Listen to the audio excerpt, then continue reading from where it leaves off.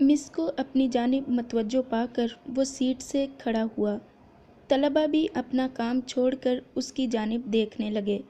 وقار کا سفید یونیفارم کیچڑ سے لت پت تھا، البتہ یوں لگتا تھا اسے دھونے کی کوشش کی گئی ہے۔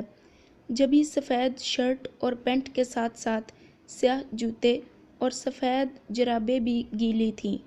پانی لگنے کی وجہ سے سفید شرٹ کا گدلا پن مزید پھیل چکا تھا، چہرہ بھی دھلا ہوا تھا، آنکھوں میں لگا کاجل کچھ نیچے کو بہہ گیا تھا، جس سے اندازہ ہو رہا تھا کہ وہ بھی بعد میں دھویا گیا ہے۔ مس منزہ حیران اس لیے تھی کہ کبھی اس نے بیگ بھی میلا ہوا نہیں دیکھا تھا، حتیٰ کہ نوٹ بکس کے کونے کبھی مڑے نہیں دیکھے تھے اس نے، کجا کہ آج اس کی یہ حالت۔ اس کا پریشان ہونا فطری تھا۔ I'm sorry, miss. Actually, I was coming toward the school when some senior students made off with my school fee money and took to heels. Oh my God! What happened then? Then I bore down on them, got them, and we pulled down in the muddy area.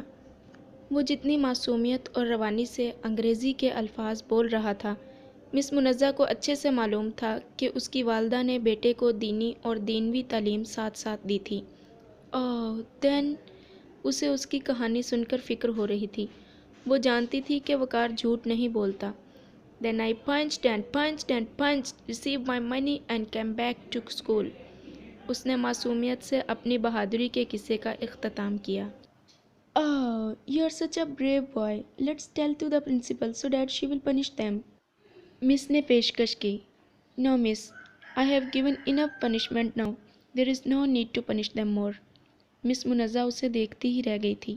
یہ 7 سال کی عمر اور یہ روانی سے انگریزی کے فقرات بولنا، اور جو کہانی اس نے سنائی اس کا اختتام اور آخری ادا کیے گئے بے ساختہ فقرات، وہ پہلے ہی اپنی کلاس میں نمایاں تھا، اب اساتذہ کا بھی منظور نظر ہو گیا تھا۔ السلام علیکم ماما۔ وعلیکم السلام میرا چاند، میرا… ارے یہ کیا ہوا؟ بیٹے کے کیچڑ میں لتھڑے کپڑے دیکھ کر ماں کا دل ہلا گیا تھا۔ یہ کیا ہوا میری جان؟ قریب تھا کہ ماں رو دیتی۔ بیٹے نے کہانی شروع کی۔ وہ ماما، میں اسکول جا رہا تھا تو 5th کلاس کے لڑکے مجھ سے پیسے چھین کر بھاگ گئے جو بابا جان نے صبح اسکول فیس کے لیے دیے تھے۔ میں ان کے پیچھے بھاگا اور انہیں پکڑ لیا۔ ہم کیچڑ میں گرے، میں نے انہیں خوب مارا اور پیسے لے کر واپس آ گیا۔ اس نے کہانی مکمل کی۔ نیلوفر بے یقینی سے اسے دیکھ رہی تھی۔ میں فریش ہو کر آتا ہوں۔ وہ تو اپنی بہادری کا قصہ سنا کر چلا گیا تھا، مگر ماں کا دل ہزاروں اندیشوں میں گھر گیا تھا۔ السلام علیکم۔ لاؤنج فیروز صاحب کی بھاری مردانہ آواز سے گونج اٹھا تھا۔ کیا ہوا نیلو؟ سلام کا جواب نہ ملنے پر انہیں حیرت ہوئی تھی، حالانکہ وہ ان کے سامنے بیٹھی تھی۔ اس کا یوں پتھرائے ہوئے بیٹھنا دیکھ ان کا دل انجانے خدشے کے تحت دھڑکنے لگا تھا۔ آپ ٹھیک تو ہیں؟ کیا ہوا ہے؟ انہوں نے دل پر ہاتھ رکھ کر سوال کیا تھا۔ کیا آج آپ وقار کو خود اسکول چھوڑ کر نہیں آئے؟ کیا؟ انہیں شاید سمجھ نہیں آئی تھی۔ میں نے کہا، کیا آج آپ وقار کو اسکول خود چھوڑ کر نہیں آئے؟ اس نے سوال دہرایا۔ کیوں، کیا ہوا؟ وہ اس کے قریب صوفے پر آ کر بیٹھ گئے تھے۔ میں نے پوچھا، کیا آپ آج… نیلوفر پلیز، آپ مجھے پریشان کر رہی ہیں، ادھر دیکھیے میری طرف۔ کیا ہوا وقار کو؟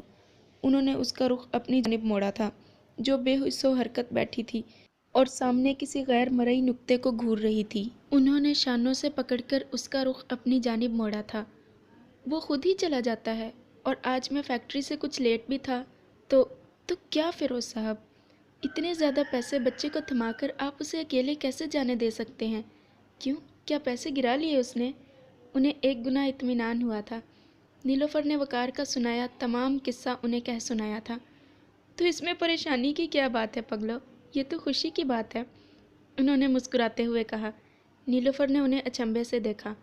میرا بیٹا آج کسی حادثے سے بال بچا ہے، اس میں خوشی کی کون سی کرن ڈھونڈ لی آپ نے؟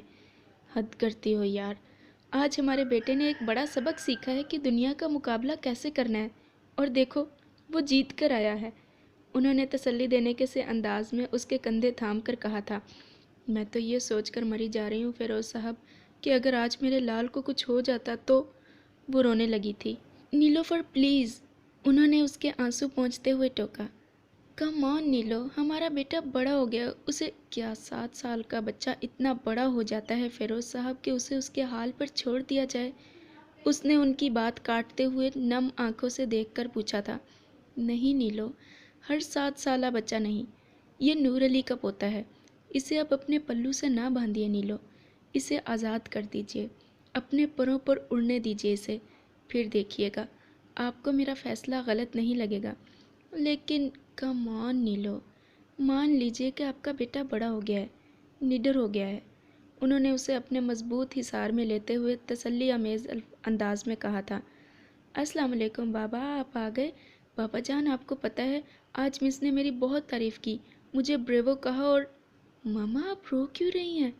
اتنی شدت سے ماں کو روتے دیکھ کر وہ حیران رہ گیا تھا، اور جواب میں ماں نے اسے گلے لگا لیا تھا. خدا کا شکر، میرا بیٹا نیڈر ہو گیا ہے. وہ اب رو نہیں رہی تھی، وہ تو مسکرا رہی تھی. فیروز صاحب نے دونوں کو اپنے مضبوط بازوؤں میں لے لیا تھا. ان تینوں کا پرفیکٹ ٹرائی اینگل تھا. وہ سوچتے تھے کہ زندگی بہت حسین ہے اور انہیں مالک کائنات نے بے حد نعمات سے نواز دیا ہے. اتنی خوشیوں کے بعد وہ سوچتے تھے کہ انہیں مزید کسی نعمت کی ضرورت نہیں تھی. زندگی میں اور کسی چیز کی گنجائش نہیں تھی. مگر وہ نہیں جانتے تھے کہ مالک کائنات کی اپنی مرضی ہے، اس کی تقسیم کمال ہے. وہ کسی کو بے بہا نعمتوں سے نواز دیتا ہے تو کوئی اس کی مخلوق ہو کر بھی چھوٹی چھوٹی خوشیوں کو ترس جاتی ہے، اور کسی کو وہ دے کر نعمت واپس بھی لے لیتا ہے. اس ہنستے بستے خاندان کے سر پر کون سی بلا منڈلا رہی تھی، یہ کسے معلوم تھا؟